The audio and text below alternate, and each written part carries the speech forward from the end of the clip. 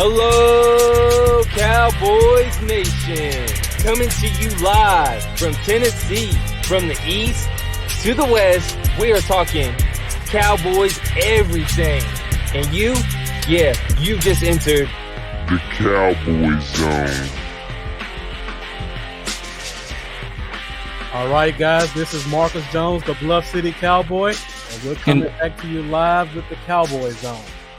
And this is Brandon from Cowboys, y'all, and this is the Cowboy Zone. So we got a special guest for you guys today. If you guys watch DallasCowboys.com content like I do, you know this face. He's a reporter. He does play-by-play.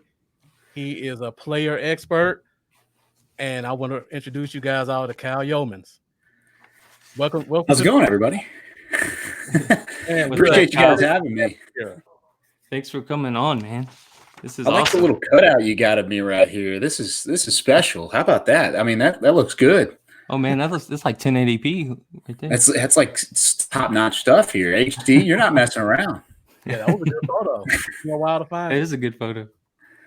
I like those sunglasses. Yeah, see, that was actually while we were at the Combine in Indianapolis, and I'm a big racing fan, and I do all the announcing for Texas Motor Speedway whenever they have their IndyCar and their NASCAR races and stuff. So we had a free day, the last day there, and so I was like, I'm going to go tour Indianapolis Motor Speedway while I'm up here. So that was where that picture was taken care of. That's awesome. Who's your favorite race car driver or NASCAR driver?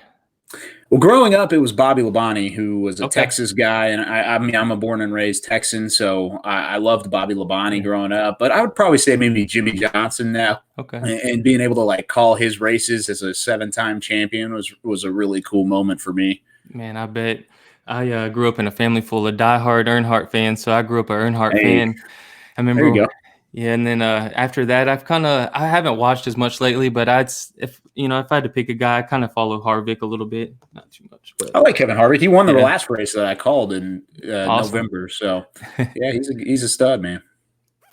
But man, so to get this thing started off, I had to wear my CeeDee Lamb jersey, and it just came in. I'm so excited, and being that I have the CeeDee Lamb jersey on, I was going to lead off with CeeDee Lamb, so. Obviously, none of us really thought there was a chance that he was going to slide to 17 in the draft. And so when he did, for those that don't know, you had tweeted out, you said, if Lamb is there and the Cowboys take him, you'll run from your apartment in Little Elm to the Star in Frisco and all the way back. Oh, there's the tweet. He put the tweet up on the screen, man. And you honored that. How did that go, that run and everything? You know, I'm not a runner. By any means. And so that was kind of a just speaking out of the side of my mouth kind of thing. Putting my foot in my mouth is really what it was. And it actually turned out to be really fun. And the fans loved it. There were so many people that were supportive all the way throughout. And they all know that I'm not a runner. It's not a secret. Like I'm not just like the epitome of fitness running around Frisco or anything. So it ended up being 13.25 miles was the ending. Of how long it was. So it was over a half marathon, and I'd never run more than 10 miles in my life. So I was hurting by the end of it, but man, it ended up being a cool story, a lot of fun. It ended up going on the news, and we made a package about it for the website, and it ended up just being a lifetime experience that I'll never forget, no doubt about it. But I will say the first time that I get to meet CeeDee Lamb in person, I'm going to have to go and talk to him and actually throw that out there and say, hey, by the way, the reason you're here is because I made a tweet a while back just making sure that I like tortured myself with a run. So just to joke around with, I'm sure he's probably seen it. He hasn't reached out or anything, but man, I can't wait for that exchange because I think it's going to be a ton of fun. And I mentioned the jersey to you when I first got on. I said, man, hey, there's the CeeDee Lamb jersey. You got to rock it. Yep, man, and for those that think it's a Bryant or a Irvin, oh, there it is right there. It's a true Lamb jersey. All right, so Cal, can we get you to say now that if Dak doesn't sign his contract by tomorrow, that you'll run? Oh, tomorrow. Oh, I don't know about that one because I have no control over that. Plus, like, I would be excited that Dak got the deal done, but I wouldn't be willing to run a half marathon for it, I don't think. But I did say that if the Cowboys won the Super Bowl, that I would do it again. Oh yeah, that's I worth it did right end up there. tweeting that out, and the thing is everyone there was like 30 or 40 people that joined in. Were like, "I'll do it with you if they win the Super Bowl." I'll So be right there I've with got, you, pal. I was one of yeah, those. exactly. There you go. We'll get you down here from Tennessee, and we'll get it done. But I think if that ends up happening, then I'm going to turn it into some sort of charity thing. We're going to raise some money for somebody in need and kind of turn it into a big thing. So, hey, Cowboys, get your job done, win the Super Bowl, we'll raise some money for charity. Let's do it. Yeah, I like it. a lot of people on the line who would do that with you as well. All right, so let's get to it. Tonight we're going to talk about all these undrafted free agents that we signed after the draft. I know everybody's still excited about all the draft picks we got, and for good reason. But people forget this team is known for finding a undrafted guy, Jim, and he turns into a player that really contributes. And with the way the team is set now, that we can carry an extra 2 guys on the 55-man roster, and also we can get a couple of extra guys on the practice squad. Those undrafted guys are going to be important for us. So no doubt. I mean, whenever you talk about some of the guys that they ended up pulling in, and we'll go through them down the list here in just a moment, but I know you guys are excited about a couple of them just because of the potential that is there. There's lots of guys that you look at that are their projects. There's reasons that they're undrafted. There's trade issues, or there's motor issues, or there's off the field issues. It doesn't matter.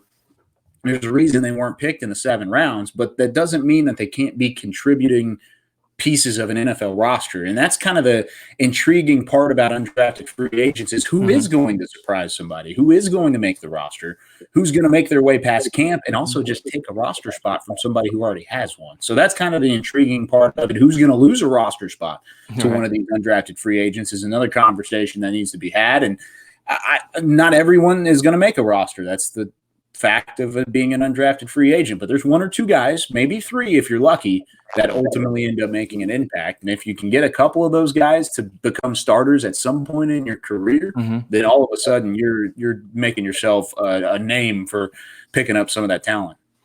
And as a Cowboys fan, especially, as good as we've been finding those undrafted gems, I always get pretty excited about who we bring in, because it always seems like we end up finding us someone that can really contribute.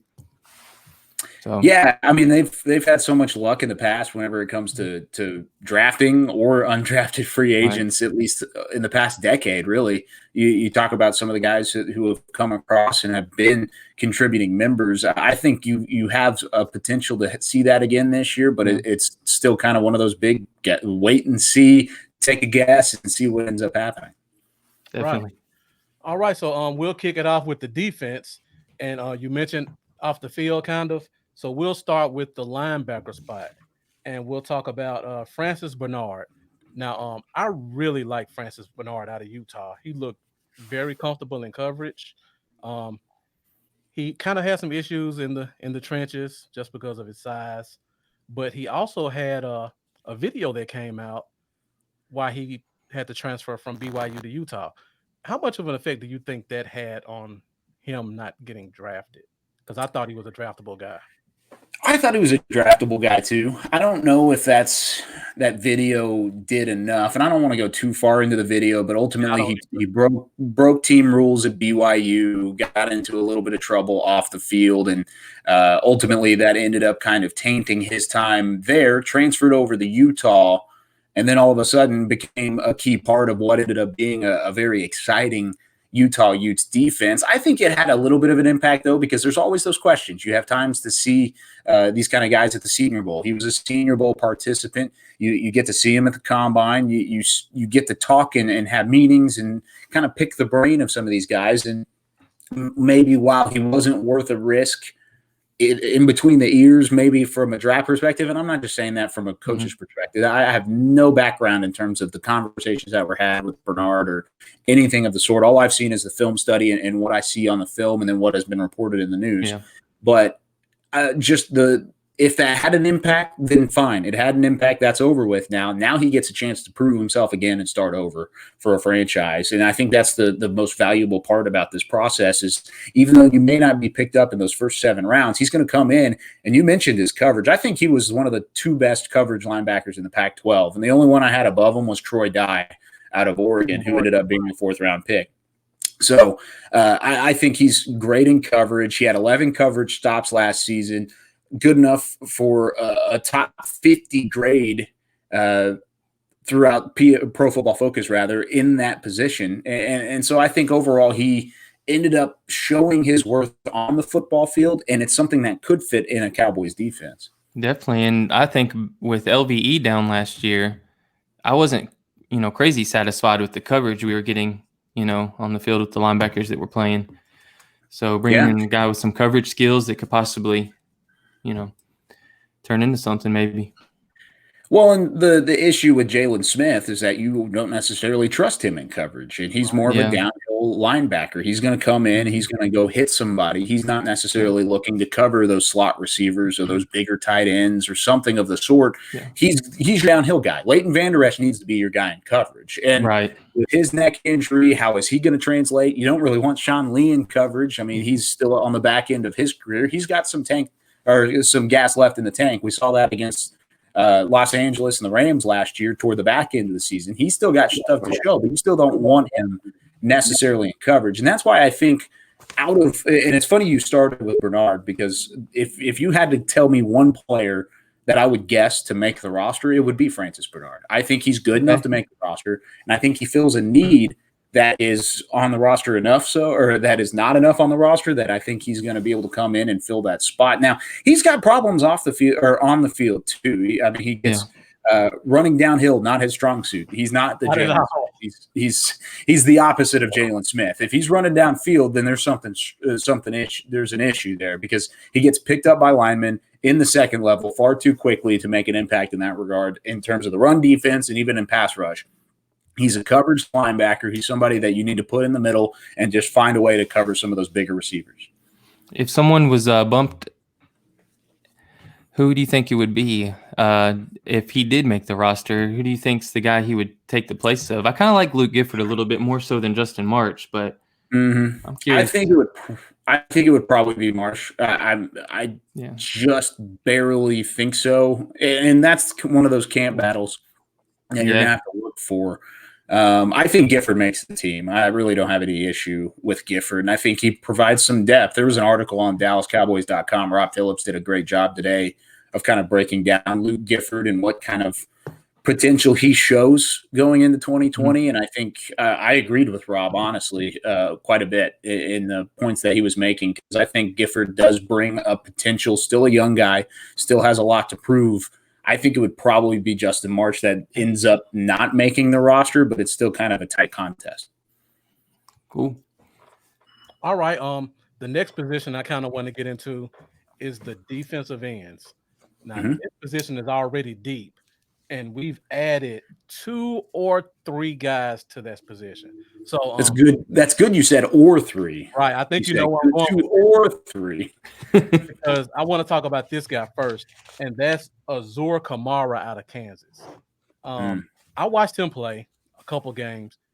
He looks great athletically, first of all. He looks fast. He looks quick. But watching him play in Kansas, he played a lot of 3-4 linebacker, more like a jack position. So if he were to come here, would he project as a defensive end, or would he project more like a Sam linebacker?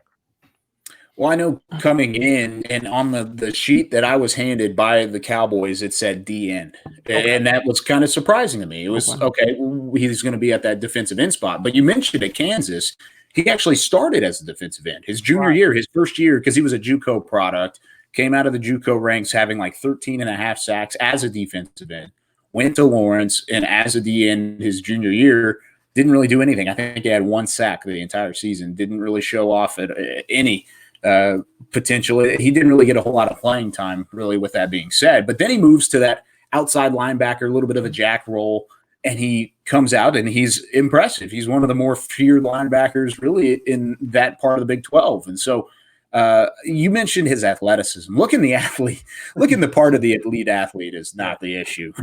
Not at all. I mean, he had a 4.59 40-yard dash. He has a 70-inch wingspan. He's borderline freakish, is what I wrote on my film study of him. Was borderline freakish. That's what he looks like. But he doesn't look like a defensive end. He looks like he looks like a 4-3 linebacker, and that kind of And one of the notes that I ended up writing in my notebook was, is this a potential, is it a foreshadowing of the multiple schemes? I mean, we've talked about Mike Nolan showing different looks. We're going to have 4 down linemen as the base defense for the Cowboys, but that doesn't mean it's always going to be 4 down linemen. You're going to see 3 down. Mm-hmm. Tank Lawrence is already asking DeMarcus Ware how to play in a 2-point stance. So it's already been shown that that they're going to be looking at hybrid defenses. And so maybe Kamara's one of those guys that down the road they can see, hey, let's keep him on the practice squad or put him on special teams. I think he'd have an impact on special teams. I do, really. Yeah. Because he's got straight line speed and he can finish.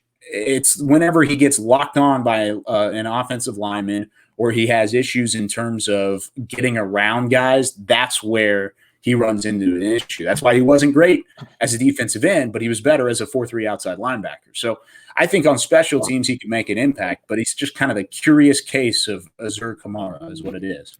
And I read the article you did on DallasCowboys.com about him actually, coming into football pretty late. So he's probably still got some room, a lot of room to grow. He's still real new to the sport in the sense because he played soccer for most of his life.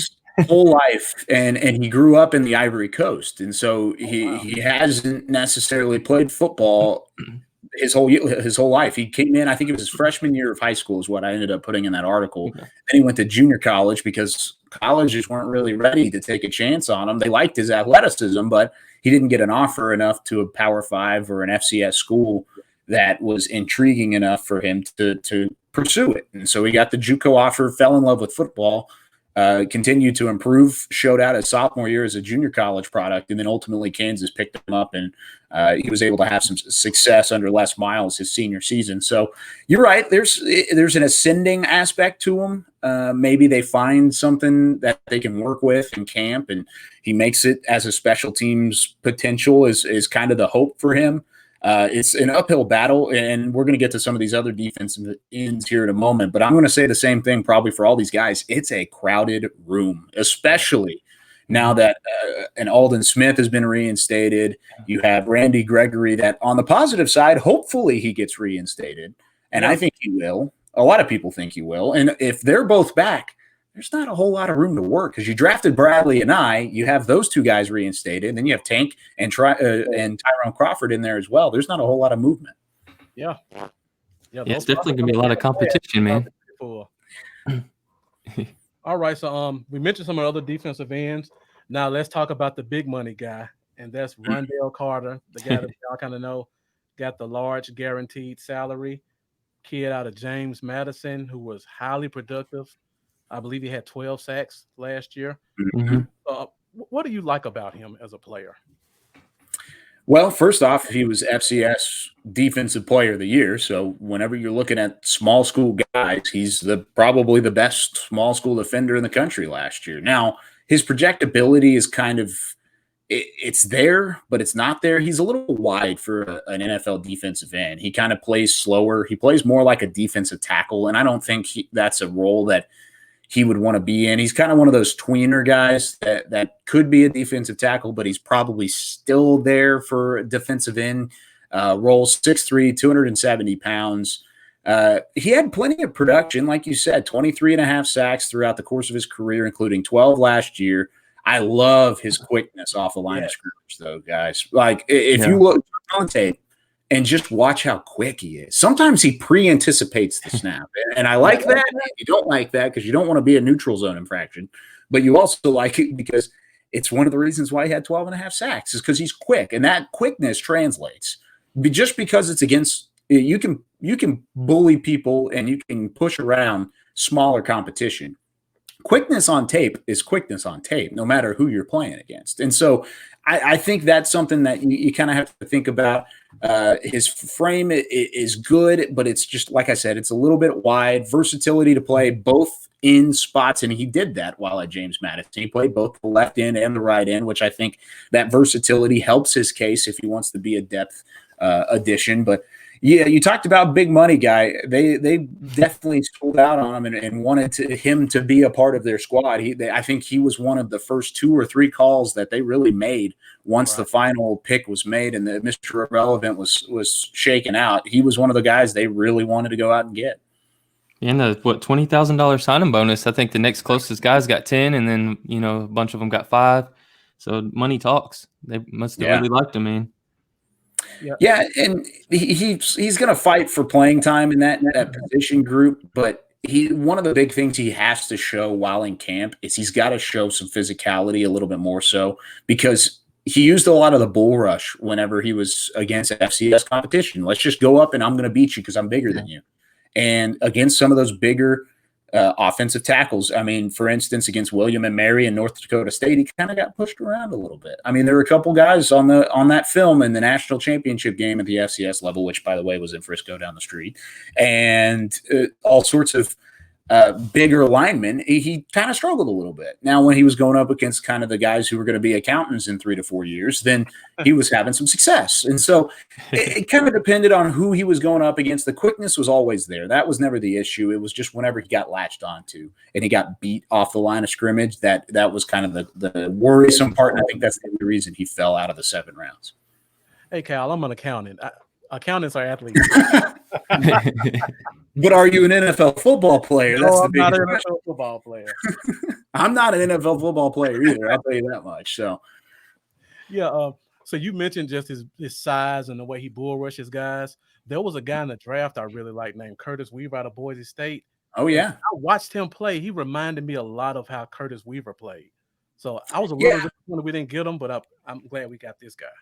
Curtis Weaver was one of those guys who he was another curious case, because if there was an offensive tackle here, he would go around them. He would not necessarily go through them as a defensive end. He would just run around them. And it was kind of interesting to watch the tape of Curtis Weaver. And he ended up falling a lot farther than I thought that he was going to fall. I thought he was a 3rd round or 4th round guy. He ended up falling into the day 3 parts of the draft. And so that was kind of surprising to me, but yeah, he's another guy that I actually did like a lot in the draft. And I like your comparison. I just think Carter's more one of those guys that wants to go through people rather than around. Right. When the 3rd pick came around, was it 81, I believe? Curtis Weaver was sitting there, and I actually was, hitting the table going, let's take Weaver right here. And then 2 for the Cowboys.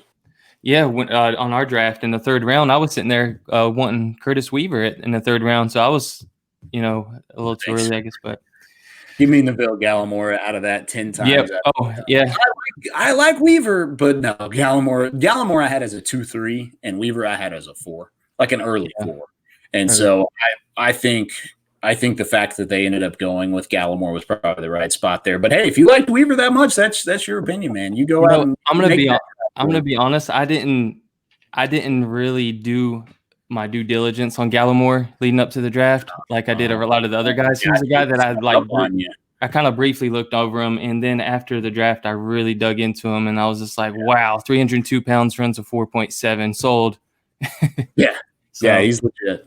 Yeah, I've liked everything I've seen out of him big time, which makes me wonder what's going to, what Tristan Hill's future is, and if we could ever. I keep thinking a trade's going to happen any day where he goes to the Raiders. Marinelli, come get your guy. This guy, yeah. We've talked about that on Talking Cowboys before. Have you? Yeah, and I don't think it'll happen, but I'm not necessarily done with Tristan Hill either. And I know this is a side conversation. We've done 3 players and we've gone 25 minutes, but I will say that I'm not over Tristan Hill yet. I think he's a guy who needs 2 or 3 years to develop and to turn into an NFL defensive tackle. And I think behind Dontari Poe and Gerald McCoy, if both him and Gallimore can learn behind those 2 veterans, all of a sudden you've got a youthful defensive tackle duo that could make some noise. Oh, yeah. Definitely, man. All right, so we'll cover this last defensive end quickly. Ladarius Hamilton. We got to – okay, hold up. We can't just gloss over Ladarius Hamilton. The North Texas guy. He's the North Texas guy. This is my alma mater. Come on now. It was a joke, Kyle. I wanted to see if you say something, but yeah, of course. About him, you mentioned Carter was a defensive tackle, defensive end guy. Hamilton played in the 3-4 at 260 as a defensive lineman, and he was constantly getting double teamed and holding his own. So, yeah, what do you think about him in terms of having to slide out to that defensive end spot?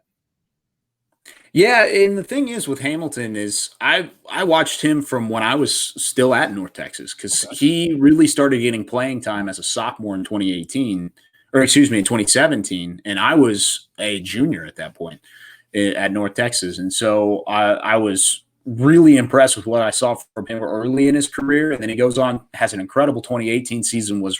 We really thought he was going to win the Defensive Player of the Year in the conference. Ended up getting kind of snubbed in that regard. Then he goes out in 2019, a little bit disappointing. Has the East-West Shrine Game participation that he ended up having. First team all-conference, 6 career sacks, or 6th in sacks career-wise in program history. And he did it while forced to go up against some of those double teams. The conference in 2019 said, we're not letting Ladarius Hamilton beat us. And I think that was really impressive for me. I thought he had a chance, and I talked to him in depth at the Combine just as North Texas guys. We kind of just had a quick chit-chat, and he was very optimistic. He thought he was going to be picked in the 6th or 7th round. And the fact that he fell out was a little sad for North Texas fans, but it was also something that I was like, man, I hope the Cowboys go get him. And then as soon as I got a text message from a buddy of mine, they said, hey, we're getting your guy. I was pumped. I was super excited because he brings stuff to the table. Yeah. He's got straight line speed. He has a swim move. He has a chop move. He's able to beat guys off the edge. And I'm interested to see how he looks against some of those offensive tackles in the NFL and if he's able to do it. I think his frame is there. I think he needs to probably lean up a little bit. He's 6'2", 262, but he carries some bad weight around. If he comes in, and I know this probably sounds like just such a homer thing, but it's true. If there's any way that he makes the team, he's got to slim down. He's got to show out because there's like I said, it's a crowded room, very crowded at defensive end, and he's got Carter in front of him. Because I think if the money's there, I think they would take Carter over a Ladarius Hamilton. So he's really got to show out. But I think if there's a guy that could surprise you, and there's a gem, and there's a couple gems that I think will surprise people out of this list, and I think this might be one of them. Right. I was really impressed by how he got these sacks, getting double teamed all the time. It was amazing. He really he would split defenders. He used both hands. He's creative when it comes to that kind of thing. Yeah, definitely. And with him being a local kid, pretty much, it's really cool when you see people with their family. They grow up as Cowboys fans, them and their whole family, and then it's like a dream come true type thing. I love a story like that. And it's always awesome to get a guy on your team who wants to be a part of your team, and it really means something to him. So that'd be really cool to see him make the roster. And that was one of the questions I asked him at the Combine was, what would it mean to be a Cowboys, a part of the Cowboys? And he was like, I'm willing to play with anybody. I want to play with anybody. I just want to be in the NFL. And then he went on to say, but he was like, but it would be really, really cool because my whole family's Cowboys fans. We grew up Cowboys fans right down the road. They would all be able to come and support me and see me and watch me play. Like that would be a dream come true. And that was kind of the conversation that we had together up in Indianapolis. And I think that was something that I think stood out to me when I was looking at him and something that I'm happy for him for. Right. That would be great to have their story. And we got a lot of Texas kids that we got as undrafted free agents. Mm-hmm. Yeah, we're pretty heavy in this area, in that region. Before we gotta stay close to home. Yeah, exactly. So before we finish up, we got one more defensive lineman. This guy's a D tackle, and he's kind of my pet cat, just because I've followed his career a little bit, and that's Garrett Moreno out of Alabama, Birmingham. I love this kid. Strong, fast, relentless. What can you talk a little bit more about him? This guy's got just a high motor, and I know, like you said, you've watched him his whole career. That was the first thing that stood out to me on film was, oh my gosh, this guy can get up and go because it's immediate. Much like Rondell Carter, he's so quick off the snap. He reads the snap, he anticipates the movement from the center, and he gets a head start on almost everybody. Now, the thing is with him is the fact, and I put this in my article that was released, it was either yesterday or today on Cowboys.com, and I said, he looks like a grown man playing amongst boys in the Conference USA, but because he was a grown man playing against boys, because he's going to be a 26-year-old rookie. So He's an older rookie. He's somebody who doesn't necessarily fit that rookie mold. But, man, I love his tenacity. I love the way he plays the game. He has a passion for it. You can tell. He has a UAB tattoo on his bicep, and you can see it because he comes up and he's like waving off after a sack, and there's just a UAB tattoo. He only played for him for like 2 years. Like, he was only there for a little bit of time. So I think that's a guy who you want to cheer for. Great pass rusher, has some good run defense as well. Put up elite numbers on Pro Football Focus, had 8 sacks last year, 9 hits. He was consistently productive, and it's something that I think could show out in the NFL. He's just got to do it. And 41 bench reps. Whew. Yeah. Come on. He's got some short arms, though. That's another thing. Is his arms aren't very long. He doesn't have a ton of length. He doesn't have that typical NFL lineman feel. So I think maybe the short arms helped him on the bench press, but he just looks like a dog, man. Yeah. He just looks like a dog. He does. When I look at players like that and I look at the age, I try to think of players as like in a 3 to 4 year window. So yeah, I try to think of how much can we get from this guy. So even though he's 26, if he does well, we should be able to get at least 4 years out of him before he kind of starts to break down when he hits 30. So even though he's older, I still think he has a good shot. He's got potential, man. Practice squad. Let's see what happens in 2021. He's the kind of guy that you would want on your practice squad because he's going to push some people around and he's going to challenge some people. And he may not be good enough right now. I never want to write anybody off. I really don't. But he may not be good enough right now for the NFL. But he may be great for a practice squad because he's going to go up against some of those interior offensive linemen, some of which you need to find and make a decision on. Connor Williams, Connor McGovern, Joe Looney, Tyler Biadasz. And he's going to push him around. He will. And I think that's something that is going to be valuable is to have him in camp. And I'm excited to watch him in camp. He might be my number one most excited guy to watch come camp because I just want to see him play, honestly. I want to see him just go after And he's a Cali kid, too. So if we go back to camp out there. Yeah, he's got that SoCal vibe. I hate to go back to Tristan Hill. I don't want to seem like we're just bagging on him. But if you go to camp and you see Gerald McCoy, who lost the weight and he's saying everything right, and then you got Neville Gallimore with his hair on fire, and you have Garrett Moreno with his hair on fire, do you think the coaches may kind of say, you know what, Tristan doesn't have the same level of intensity and he kind of stand out in a bad way because of that? Well, you could see that. And I mean, it's a possibility. If you had to put a list of guys who were trade potentials, Tristan Hill would probably be up at the top of that list because he's a cheap contract. He's somebody that didn't show out and really didn't show up because he wasn't on the active roster last year. And there's no loyalty to Tristan Hill with a new coaching staff. Right. Because that last coaching staff, it was Rod Marinelli, it was Jason Garrett. They wanted their guy, and they got their guy. There was going to be some loyalty and a little bit of pride, too, because they want to make sure they're right. They wanted to be right about Tristan Hill. And if they weren't right about Tristan Hill, they didn't want to admit it. Well, this coaching staff is going to be a little bit more quick trigger. They're going to come in.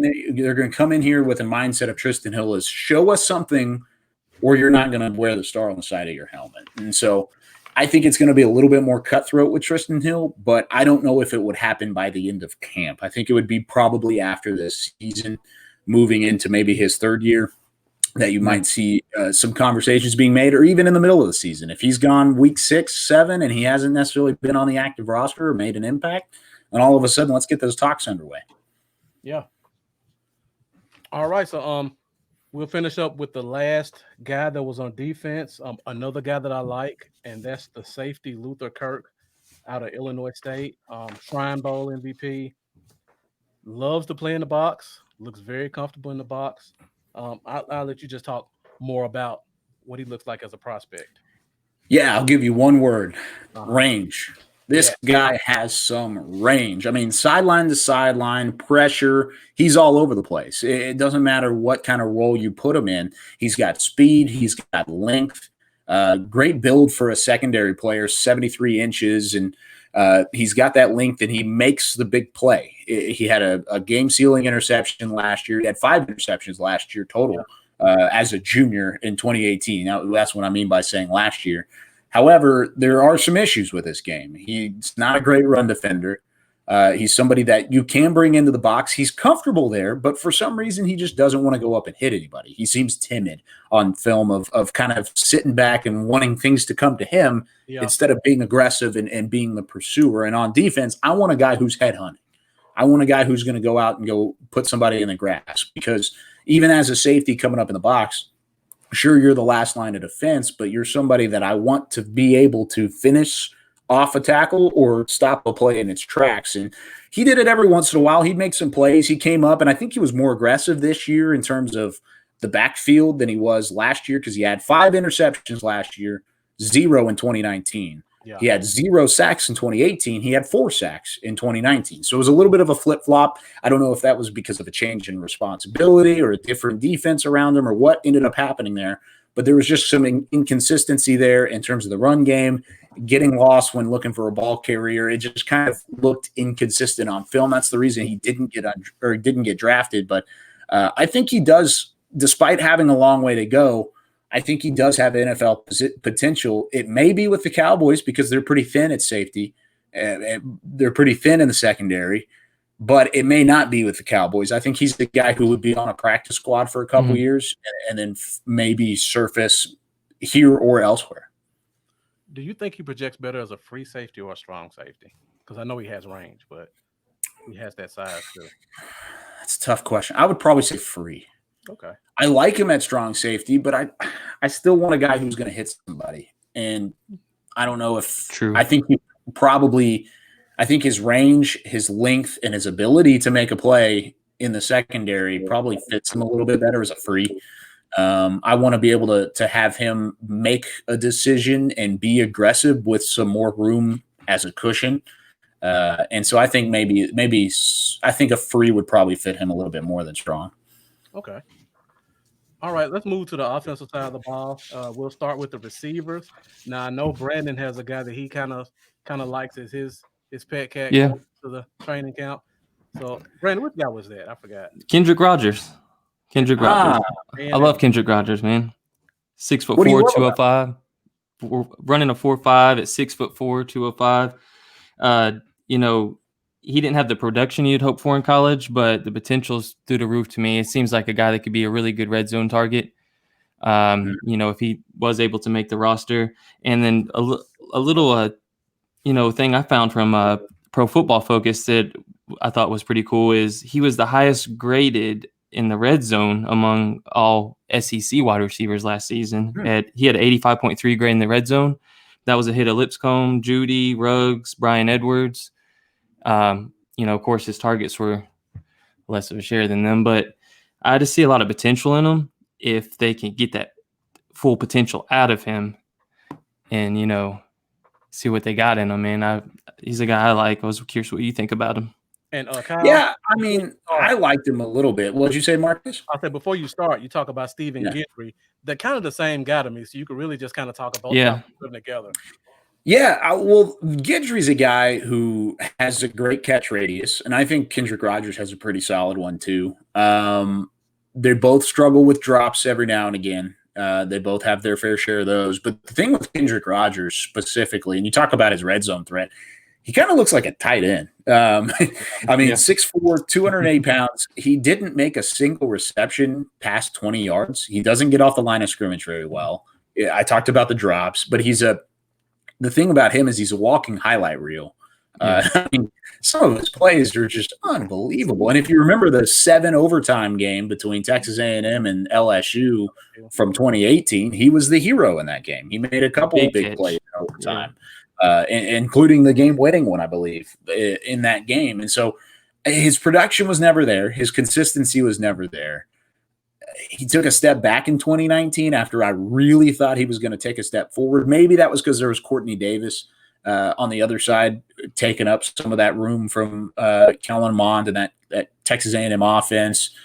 It's interesting with him because I was actually talking with a buddy of mine who's a coach down at A&M, and one of the things that I said, I was like, man, I kind of like Kendrick Rogers. I don't like him as much as Courtney Davis, and he slipped away in terms of undrafted free agency. But I like Rogers. And he goes, no, man, I'm not a big fan of Rogers. And I was like, okay, I'm interested to see why. And he goes, the dude just can't get it done consistently. Yeah. And so that was kind of the thing that threw me off. And I went back and watched the tape a little bit. And you can see that. You can see the drops. You can see the inconsistency of getting off the line of scrimmage. And I think the same problem kind of goes with Stephen Guidry as well. I mean, this is a guy who had those big time plays, catch radius. He had the best game of his career probably against LSU, honestly, this past year. His worst game against Auburn. A guy who is a developmental guy, but he's not a guy who's going to come in immediately and make an impact at the professional level. So lots of raw ability for Guidry and Rogers, I would probably say. I would probably say the skill is better for Guidry than for Rogers. But, hey, if you want to throw Rogers on the end of the line and make him a red zone target as a tight end or a big slot, let's play around with it in camp. Yeah, there'll be a lot of good battles there too, man. And, a lot of guys like John Bay Johnson that could show up this year and a lot of stuff out there. Now, this last guy, Aaron Parker, I couldn't find anything on him in terms of tape. But stats, they're insane. Yeah, it's tough because it's funny because he wasn't the only Rhode Island receiver. Isaiah Coulter was also a combine invite. Both of those guys, they're cousins, actually. Okay. And he ended up going, I can't remember where Coulter went. I think he was a 6th or 7th round guy. But he ended up getting drafted, I believe. And they were both combine invites. And there's not a ton about Parker that I've got overall. I have a couple notes on him just from seeing him at the combine and writing just what I saw. But Parker, his uncle, Walter Easley, played in the NFL for the 49ers for a good amount of time. His size and high point ball skills are pretty good, but he has to be more consistent with his hands. Those are the notes that I had in my draft notebook about him moving forward. But yeah, I think I only saw one game of tape on him because there's not a lot out there. And I mean, even on the system back at the Star, which I don't have access to right now. Thank you, COVID-19.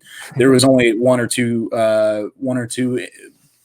games in there. So the speed was there. I mean, 5.4 or 4.5 40, excuse me. He had a solid vertical, or not a solid vertical, excuse me. Actually, one of the more poor verticals that I saw during the combine. His jumps just weren't great. So you pick up 3 wide receivers. I thought Courtney Davis would have been the one you really wanted. Man, that's the one that slipped away because that was one of the first reports that I got was, hey, they're going to go and try and get Courtney Davis. I was like, that's great. He's a Senior Bowl guy, somebody I really like, physical wide receiver on the outside.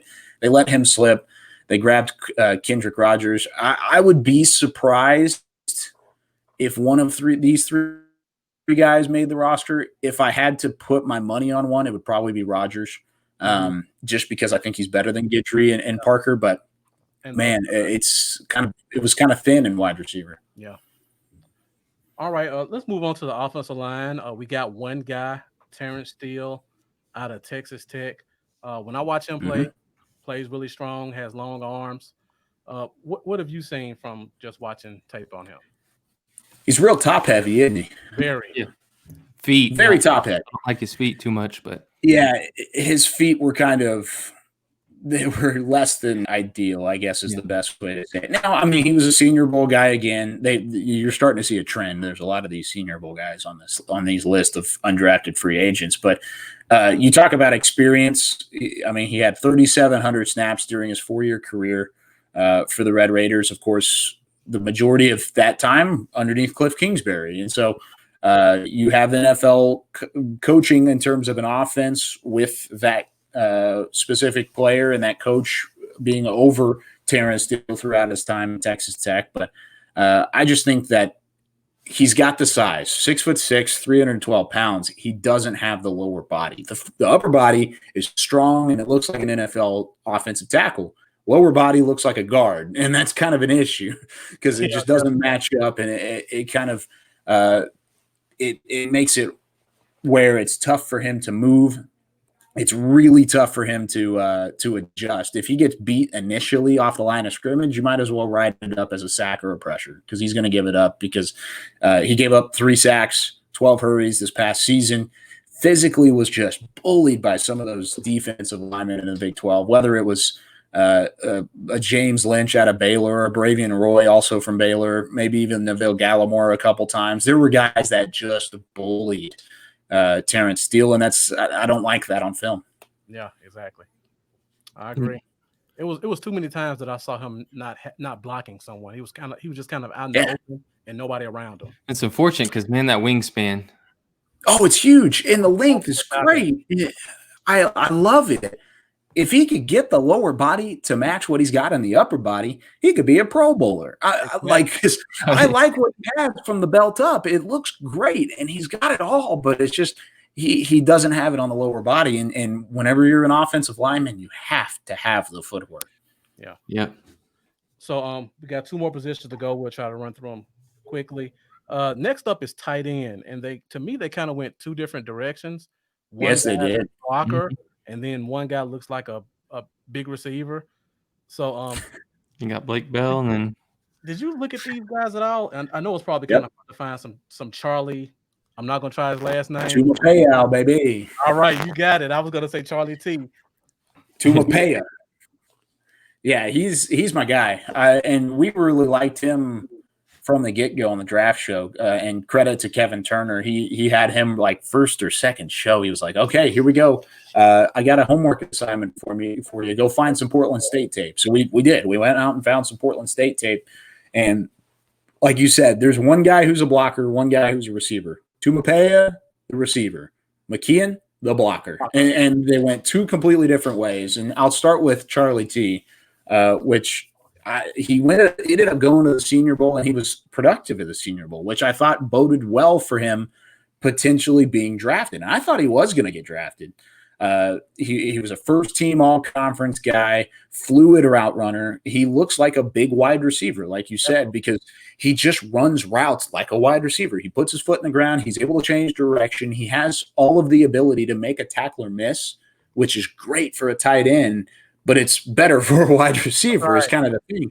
He just cannot block at his size, though, in the NFL. That's the biggest thing. If you're expecting him to come in on run defense, and Blake Jarwin's not a blocker by any means either. Like that's his biggest struggle is run blocking.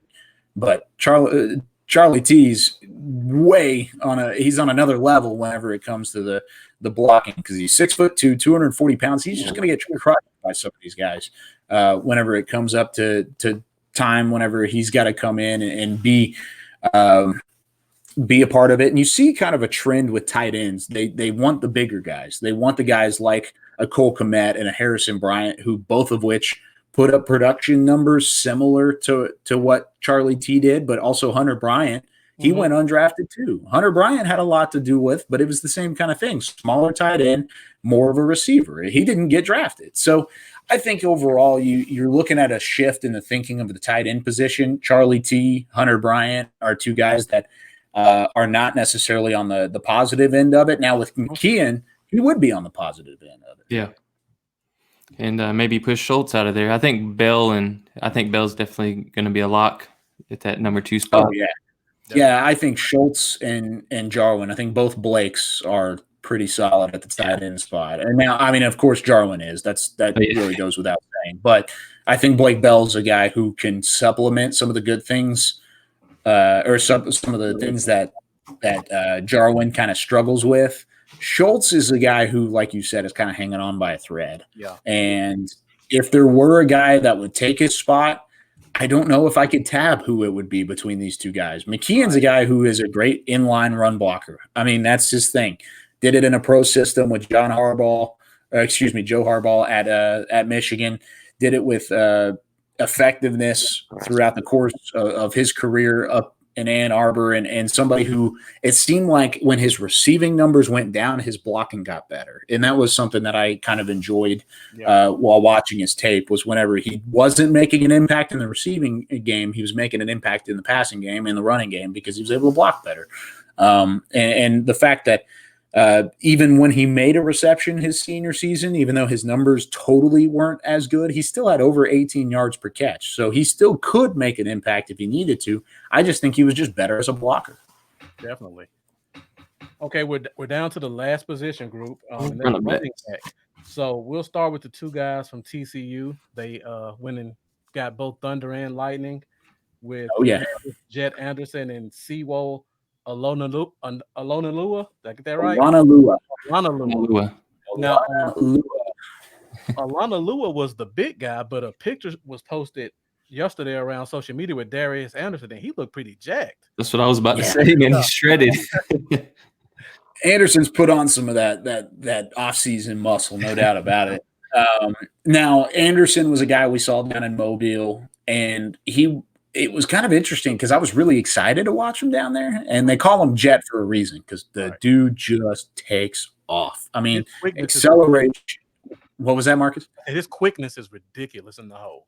It's unbelievable, and the way that he's able to change directions and find open grass and just go is great. And the thing is he's very picky about when he wants to find that open grass is kind of the thing. On tape, it looks like he's just waiting. Oh, he got tackled from behind. Somebody snagged him from the side, and he just didn't see him because he was waiting to pop through a hole. He's not a very big guy. Well, I guess before the draft, he wasn't a very big guy, but he's 5'10", but he wasn't like a bowling ball runner. He looked like almost like a slot receiver in terms of the way that he ran because he's just a zigzag bolt of lightning through the field. And I liked what I saw on tape from him, but then we got to the Senior Bowl and he was kind of the lesser running back. I mean, there were guys like Joshua Kelly that stood out more so, JaMychal Hasty from Baylor that was better, and I expected Anderson to be better than Hasty. So it was a little bit surprising to see him kind of not do well. I think he lost all 3 of his snaps and didn't have a win. He didn't have a potential win rate, against pass rushers. But, man, I like what he has in terms of the speed and what he could bring to the table as a receiver out of the backfield too. All right. We got a question that we want to take from our viewers, and it's about Siwo. And do you think he could take over the fullback / running back spot? And thank you, Mark, for that. I think that's a great question, Mark, and I think he can. I think the reason they brought him in was to provide some competition for for Olawale. I mean, look at the Olawale. I mean, look at all of the weird O names as our fullbacks. I mean, that's just kind of a thing. But I think he totally can. I think that's one of the reasons they brought in Olonalua, and I think he's a bowling ball type of player. He's somebody that runs downhill. He looks for a block. He finds a way to make an impact, and he can catch out of the backfield, which is something that I don't think you want Olawale doing quite a bit for the Cowboys. I don't think you're going to trust him throwing the football, but I think you can with Olonalua. So I think this is a training camp battle that's a minor one, but it's one to keep an eye on because I think really from the get-go, of course, Olonalua, a TCU undrafted free agent, and Olawale was a North Texas undrafted free agent. So they have the North Texas connection. They have the undrafted free agent connection. One's older, one's younger, one's more expensive, one's cheaper. Right. I'm interested to see how it turns out. All right, so we're down to our last guy, Rico Dowdle from South Carolina. I tried to watch a little bit of his tape, but it looked like he was hurt a lot of games, so it was kind of hard to find consistent tape on him. And some fumble issues. Yeah, some fumble issues too. Yeah, he did. He got bit by the fumble bug, and I think the injury bug a little bit. He only had 106 attempts this past season, which was kind of interesting. You got to go through and look at those box scores and find his tape because, like you said, it was hit or miss on whether or not you were going to find him in a game. Right. Regardless, I mean, he still had career production with South Carolina, ranked 15th on the school's all-time rushing list. He had over 2,100 yards, and he's one of those guys that even when he was hurt, he was a leader. And I think that's something that kind of course, you want the on-field guys to succeed because they're better and they're more skilled, but you also need some of those in-the-head guys throughout the course of your locker room and your camp, and that might be one of the reasons why he made camp is because he was a guy who was very well respected throughout that locker room, and Will Muschamp raved about what he was able to do, and he ended up, I think, winning an award. It was the Tenacity Award for South Carolina in 2019, so he was very well respected amongst his peers, somebody who didn't get a ton of playing time as a senior, whether that was because of injuries or nagging different things. It doesn't really matter. He just didn't see the field a whole lot. Right. But he had production throughout his time there, and I think it's somebody that you want to cheer for to make an impact come camp time because he's going to show out. Yeah, and I think we really do need to have a third running back because last year when Zeke missed that game and we were only with Pollard and Olawale, I was highly disappointed. Yeah. Bothered me. One more question before we go. You mentioned on defense, you say Francis Bernard is kind of your guy you think is going to make the team. Yeah. You got on offense. It'd probably be Olawale, the fullback from TCU. It might be my guess because I don't think tackle will make it because that's now a crowded room because you've got Cam Irving that came in and after the draft was over, and I think he will probably take up one of those spots. I think wide receiver is probably going to be at a position addressed either in free agency or that second free agency wave, maybe after cuts. You're probably going to give these in-house guys because you've got 4 or 5 in-house guys like a Devin Smith or somebody that could come in and maybe make the roster as the 4th wideout. Mm-hmm. But if they don't show out in the preseason, then you go out and you try and find a guy that slips through the cracks on some of these other teams. So I think if you had to tab a guy, it would be either one of the tight ends, Tumapea or McKeon, but I think it's more likely that it'll end up being Alana Lua. Well, hey, man, we want to thank you so much for coming on here and going over all these undrafted free agents with us. I know we had a lot of them, and we look forward to us winning the Super Bowl this year so we can fly out from Tennessee and go make that run with you. Hey, come on down, man. I got a couple couches you could come stay on if you needed them. So, hey, let's win a Super Bowl and we'll run together. So thanks for letting me nerd out with you guys about these undrafted free agents for a little while. Oh, we enjoyed picking your brain. It's crazy, man. There's so many of them, and it's tough to kind of get your grasp on it all because it's like you learn about these guys and then they fly off into the wind and then go elsewhere. Yeah, definitely. Like Michael Jackson. I loved him coming in, and then now he's a Detroit Lion or something. Yeah. I don't know. Well, man, hey, thanks again, man. We really appreciate it, man. It's been a blast. You're one of our favorite follows. Everybody go check Kyle out, okay? I'm sure y'all already know him, but if you don't, you need to go check him out. Right. All of his social media is on the left hand of the screen, so make sure you guys go check him out. All right. Wait. That way. Yeah. I got to put a picture there. All right. Appreciate it. Thanks, Kyle. Thanks, guys. Appreciate you, man. See you, Kyle. Man, that was really good. Got a lot of good info from Kyle. That guy's brain is full of just the best knowledge. Yeah, definitely. Man. I mean, I tried my best to keep up. Oh, yeah. I thought I did research, but Kyle gave me a lot more stuff to look at. Yeah, I had to let him roll, man, because the undrafted guys, man, I hadn't had a chance to really, really dig in depth outside this, the basic stuff. Mm-hmm. And yeah, man, as soon as he hit one of them, man, you got the full spiel up. Good stuff, man. Really good stuff. If you guys don't know anything about the undrafted guys and what to look for when we get to camp, go back and watch this video and share this video. I will let you know. You're going to learn everything you want to know about every guy who shows up to camp. Big Game James, what's up, man? Oh, the Big Game join the views? Yeah. What's up, Manny? What's up, Terrence? What's up, Amanda? Sorry, guys, we have been talking really much during this. What's up, Cole, Mikey, everybody? Yeah, Brandon and I are going to stay on for a few more minutes to kind of talk about some of this stuff. If you guys have any questions, let's talk. Let's share this. Let's get some dialogue going. There was a lot of information.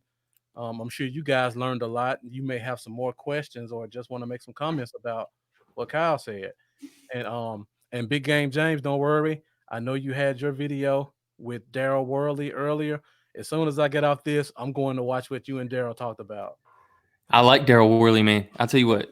I don't think it's going to happen. But if Wuzier were to move to safety, if he were or was to where was, well, if he was to move to safety, I think Daryl Worley would start opposite of Trayvon Diggs.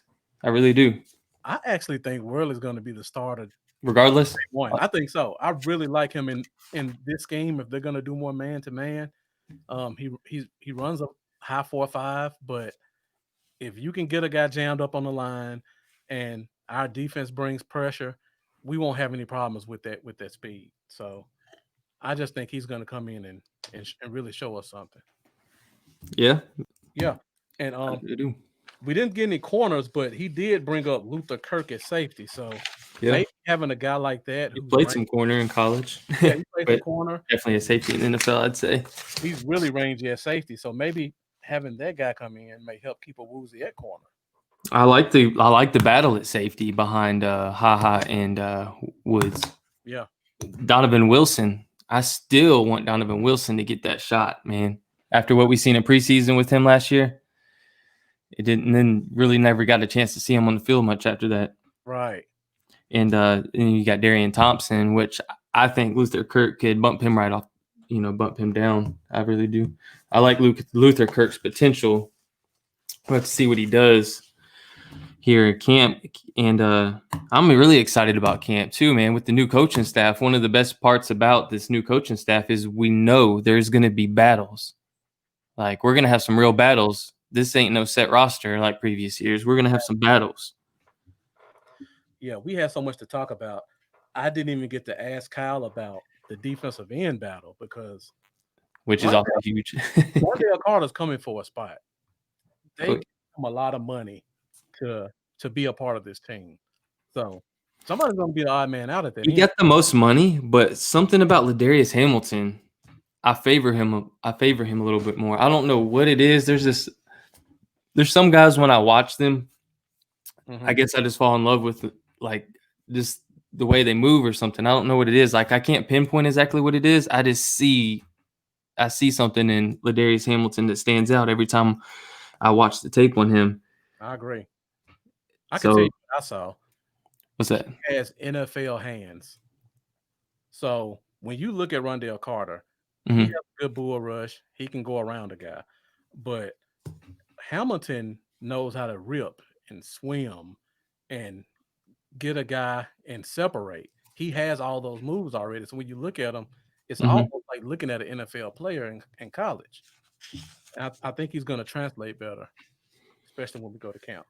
And then touching on Garrett Moreno, who has the short arms and stuff, but the high motor, man, the high motor, the no quit guy. When I look at him too, I see a lot of potential in someone that I could see sneaking their way out here. Yeah, definitely. I mean, I would not be surprised in the least bit if he caused them to look into the Tristan Hill trade like we talked about.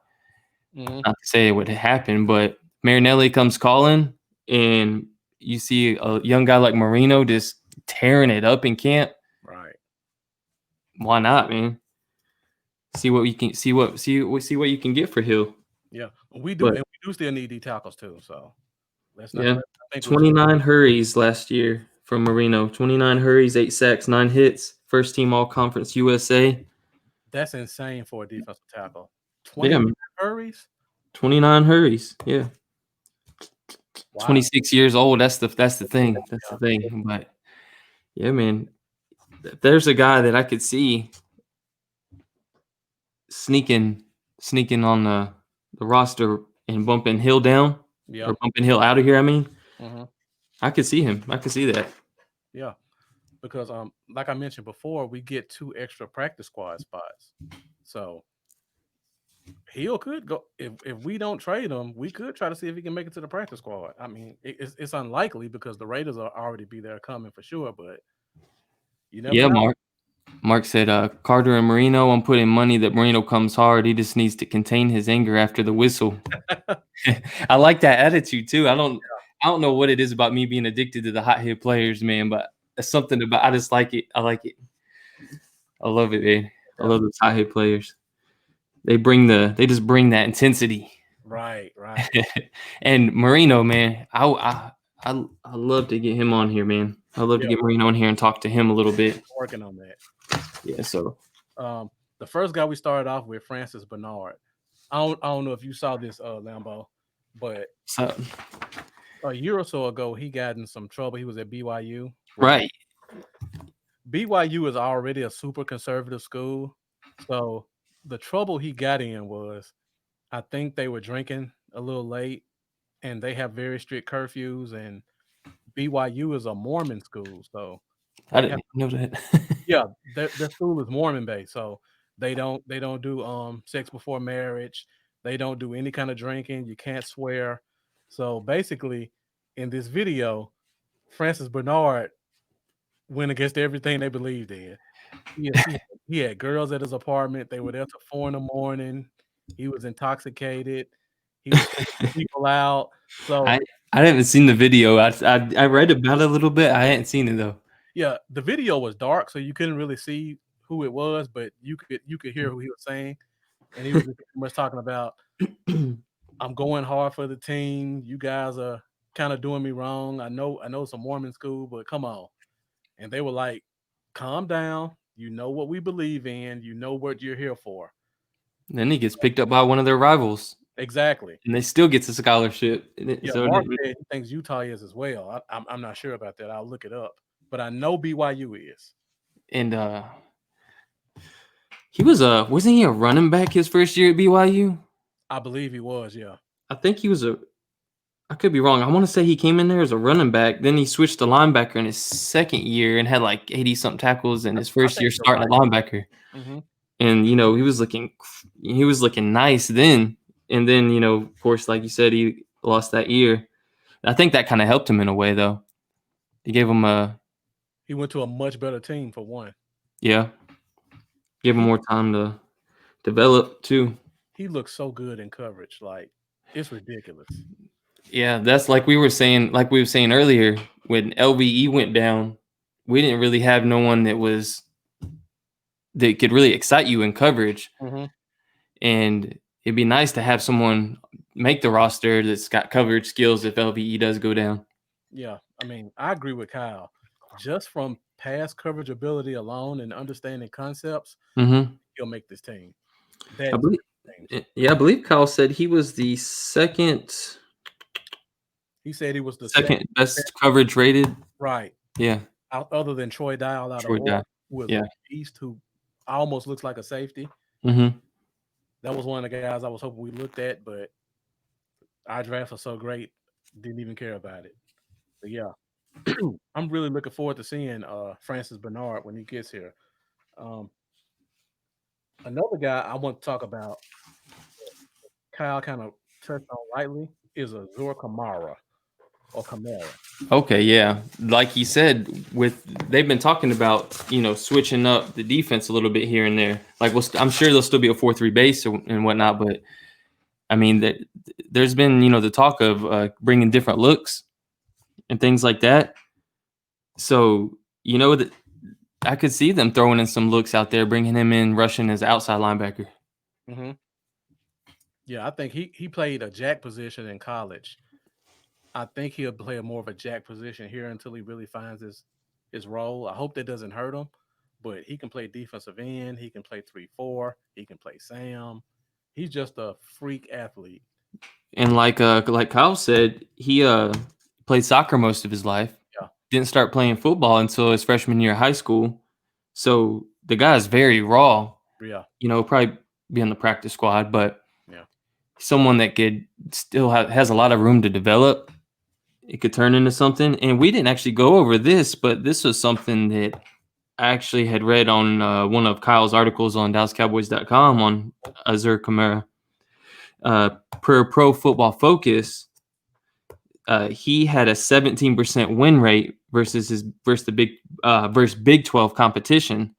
So he had a 17% win rate, which was, he had a pretty decent win rate versus Big 12. But, just like you said, just a freak athlete and still just so raw, man. Still so raw, so much room for growth, so much room to still really produce and become such a better player, man. But two things I like about soccer players. For one, they have great feet. Stamina, endurance. And stamina. Yeah. So he's used to running. He has great feet. Right. Knows how to play in space because soccer is all about spacing and positioning. So I think those things will come in handy when he gets on the football field, especially if they try to play him as a linebacker. Yeah. Hey, Candace, joined us all the way from LA. What's up, Candace? All right, now, we were kind of pushing it at the end because I know Kyle had to go. Oh, yeah. We didn't really get to talk about your guy. out of A&M, Kendrick Rogers. We did a little bit. I mean, we did a little bit, but I know you really like him as a player. I like his traits, and if you could just take the person he is, the size he has, if you could take him, man, man, I don't know. It's just there's something about him. The highlight reels that you see from him, they're very few, but it gives you just enough to just make you want to see more. Yeah. Like when you see him go up and grab that ball, and he made a few key catches. Like he would just be completely disappear forever. Not forever, but he'd be disappeared, man. And then all of a sudden he'd just make a killer catch, and you'd just be like, that guy right there. If you could get that consistently out of him, yeah, he could be a special wide receiver, man. You know, just consistency. I probably watched him play about 7 games between 2018 and 2019. Yeah. And one thing I'll say is he doesn't have a lot of catches, but his entire stat line could be a highlight reel. I would be shocked. Yeah. All of his catches, 90% of them are like, wow, that was a great play. And that's what just brought me in, was just those catches. And like I said, Pro Football Focus had him as the highest graded red zone wide receiver in the SEC last season. And I mean, there's some names on that list that he's in front of, like Judy and Ruggs and Brian Edwards and Lipscomb, stuff like that. So granted, like I said, he had less targets than them too, but if you could just get the consistency together, man, you got a red zone beast in that guy, as long as, he can contribute on special teams in some way. Right. It's going to take contributing on special teams, in my opinion, to crack getting that 5th wide receiver spot. I see Mark put another comment up about he's a red zone assassin, and I like the hybrid tight end idea. And thanks for the comments, Mark. When Kyle said that, I was a little concerned because I was hoping we didn't go down the Dez Bryant talk again, where you can bring him in as a hybrid tight end. I was hoping nobody put that in the comments. Oh, yeah. Yeah, I've talked about that too much. Yeah. Too much, man. Now look, the position just so open. I think there's a spot for him there. Yeah, I can see it, man. We don't have anybody outside of our top 4. As much as I like Rogers, I will say I think Aaron Parker has a better chance to make the team. I'm with you. I can't find much tape on him, but when I went through his stats, let me just read a couple of them off. The production, man. He had 14 100-yard games in college. Okay. Yeah. 14 out of what, 30? Right. The max. He had 9 straight games with a touchdown. He led the division, the FCS. He led them in catches and yards last year, and then the year before that, he led them in receptions and touchdowns. So the guy produces nonstop, and he's a 4-year player. And last year he had 81 catches, 1,200 yards, 9 touchdowns, and 15.1 yards per reception. Right. So I don't care what level of football you play. 6'3", 208. When you put up stats like that and you have that size, you can play in NFL. Right. Yeah, so I'm looking forward to that one. I want camp to start now, like right now. I know these battles are going to be crazy, man. And you think we would run with 3 running backs on the roster? I hope we run with 3 running backs. I want Darius Anderson to make the team. I want to see Darius Anderson make the team. I like him. I know Kyle was kind of we kind of went over his time, but one thing I want to talk to him about, I love him as a runner, but his running style, I don't know if it fits a single back formation. He ran a lot out of shotgun. He looked like a Eagles type running back, really shifty, kind of dance and then explodes. I wonder how he looks coming out of the single back or with a full back. That'd be interesting for sure. 3rd down back, shotgun, I have all the faith in the world in him. I have no concerns, but I got to see what he looks like on 1st down with a running back, with a fullback in front of him. I completely agree, bro. Yeah, definitely. So I see the comments are starting to kind of thin out again. So I guess we can kind of wrap this thing up, Brandon. All right. Hey, all y'all that shared and everything like that, thanks again, guys. We truly appreciate it. Hope you guys enjoy Kyle Youmans. The guy is just a tank of knowledge, man. And if you, join late, go back and watch and, see his information he had on all these undrafted free agents, man, because it was some killer information to know. Everybody's heard about the drafted guys, but you want to know about these undrafted guys because if there's a team that, finds gems undrafted, it's the Cowboys. This is the team, exactly. Romo, Pearson, Beasley, Austin. I mean, the list goes on. All right, guys. So we'll be back next week with another episode of the Cowboy Zone. Make sure you go out and follow Lambo at Cowboys Y'all. Go to his page and support on Facebook, Twitter, and Instagram. And subscribe to his YouTube channel. Also, Bluff City Cowboys coming out of Memphis, Tennessee. Everything's Bluff City Cowboys. Facebook, YouTube, Twitter, Instagram. If you'd like to support, make sure you go to our cash apps. You see them at the bottom of the screen. Brandon, you have anything else you want to add to that? That's how the Cowboy Zone does it. Also, you made a video, didn't you? You made a Cowboy Dale video recently, didn't you? Yeah, it was just a little short clip, a little quick clip. Yeah. Okay. Well, if you guys get a chance, make sure you go check that out as well. I'm Marcus. This is Lambo, and we'll see you next week. See y'all.